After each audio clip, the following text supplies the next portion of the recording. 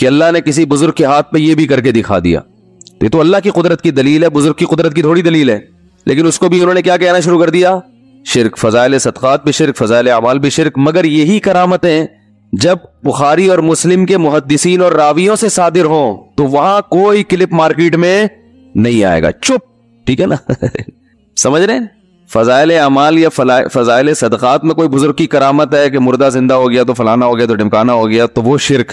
لیکن وہی کرامت کسی ایسے محدث سے منقول ہو جو بخاری اور مسلم کے راویوں میں سے ہو تو کوئی کلپ ان لوگوں کا مارکیٹ میں نہیں آئے گا. چپ ہو جاتے ہیں, منافق ہیں.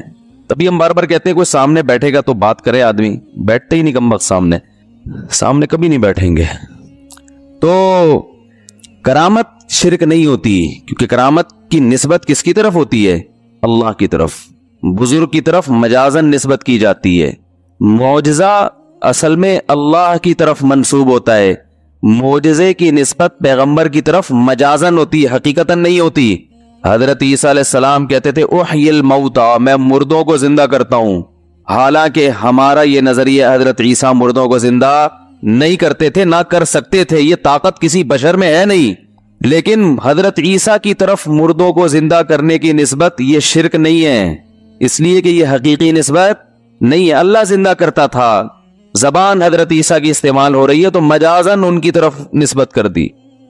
تو بعض لوگوں کو شرک کے فتوے لگانے میں ماسٹر, اور بعض ایسے کہ ان کی توحید بی بی تمیزہ کے وضو کی طرح, وہ ٹوٹنے کا نام لے گی نہیں. تو میں اصل میں یہ عرض کر رہا تھا کہ کون سی تعظیم ایسی ہے جو عبادت کہلاتی ہے اور جس کی وجہ سے انسان اسلام سے خارج ہو جاتا ہے. کہتے ہیں کسی کے سامنے ایسی تواضع, ایسی انکساری اور ایسی ذلت, کسی ایسے کے سامنے جس کے بارے میں آپ کا یہ نظریہ ہو کہ یہ میرے نفع اور نقصان پر قدرت رکھتا ہے اور نفع اور نقصان پہنچانے کے لیے کسی سبب کا محتاج نہیں ہے. ایک مثال دیتا ہوں, مثال کے بغیر بات سمجھ میں نہیں آتی. دیکھو ہم نماز میں اتحیات میں بیٹھتے ہیں دو زانوں, کیا خیال ہے بیٹھتے ہیں کہ نہیں بیٹھتے؟ ہاتھ ہمارے کہاں ہوتے ہیں پتہ ہوگا نا آپ لوگوں, گھٹنوں کے قریب ہوتے ہیں ہاتھ. دو زانوں بیٹھنا یہ نماز میں اللہ کے سامنے ہم تمیز سے بیٹھتے ہیں نا, یہ تمیز سے بیٹھنا صرف ایک تعظیم ہے یا عبادت بھی ہے؟ بولو بھائی, صرف تعظیم نہیں ہے بلکہ عبادت ہے.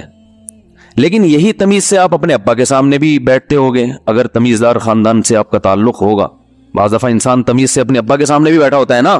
دو زانوں بھائی ٹانگیں تو نہیں پھیلاتے نا ابا کے سامنے, تمیز سے نہیں بھی بیٹھے تو ایک دفعہ بیٹھ کے دیکھیں. ابا بیٹھے ہیں تو آپ دو زانوں تمیز سے ان کے سامنے ایسے کر کے بیٹھ گئے تو کیا مشرک ہو جاؤ گے؟ ہے بھائی. حضرت جبریل علیہ الصلاۃ والسلام جب انسانی شکل میں رسول اللہ صلی اللہ علیہ وسلم کی خدمت میں حاضر ہوئے تو دو زانوں آپ کے سامنے آ کے بیٹھے. فَأَسْنَدَ رُكْبَتَيْهِ إِلَىٰ رُكْبَتَيْهِ وَوَضَعَ كَفَّيْهِ عَلَىٰ فَخِذَيْهِ. حدیث کے الفاظ ہیں کہ اپنے گھٹنوں کو آپ صلی اللہ علیہ وسلم کے گھٹنوں سے ملایا. یہ جب ہی ممکن ہے جب دونوں دو زانوں بیٹھے ہوں. ارے بھائی اتحیات کی شکل میں جب بیٹھے ہو تو ہی گھٹنا گھٹنے سے مل سکتا ہے نا. اور پھر آ کے نبی صلی اللہ علیہ وسلم سے سوال پوچھا مل ایمان, ایمان کیا ہے؟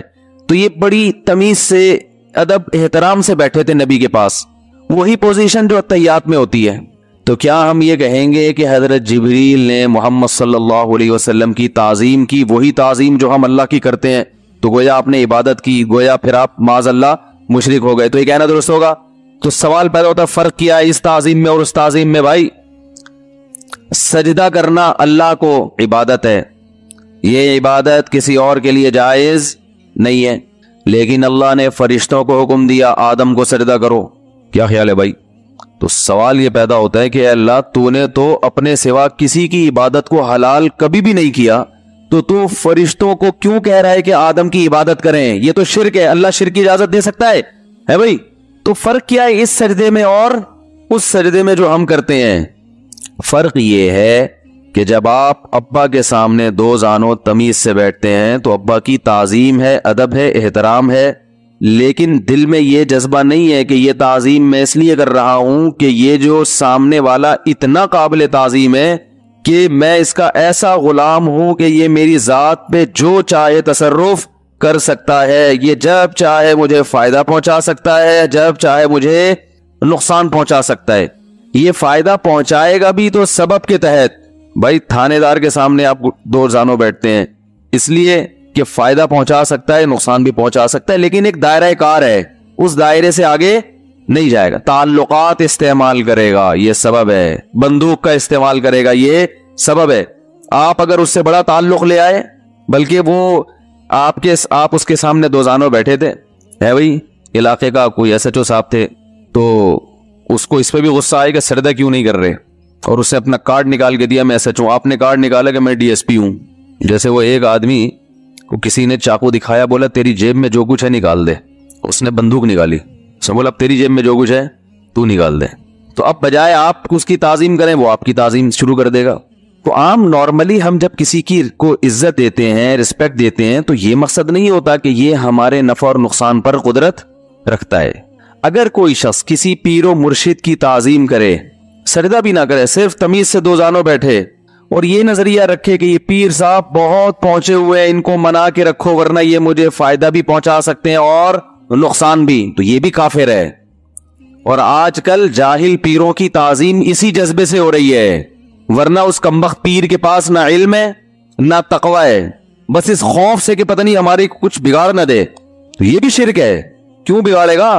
کیا ہے اس پوٹلے کے اندر جو نہ اس کی شکل اس قابل ہے کہ اس پہ عقیدت کی جائے، نہ توند؟ اس پیر جاہل پیروں کی توندیں دیکھی آپ نے؟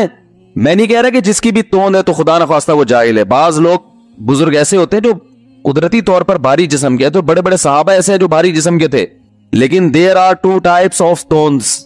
ایک نیچرل ہو قدرت کی طرف سے، ہر شخص کا اسٹرکچر ایک جیسا نہیں ہوتا، اللہ نے کسی کو بھاری بنایا، کسی کو دبلا بنایا، کسی کو کیسا بنایا، تو یہ تو خدا کی طرف سے ہے۔ یہ تو صحابہ میں بھی تھے، تابعین میں بھی، آج بھی بڑے بڑے اللہ والے ہیں۔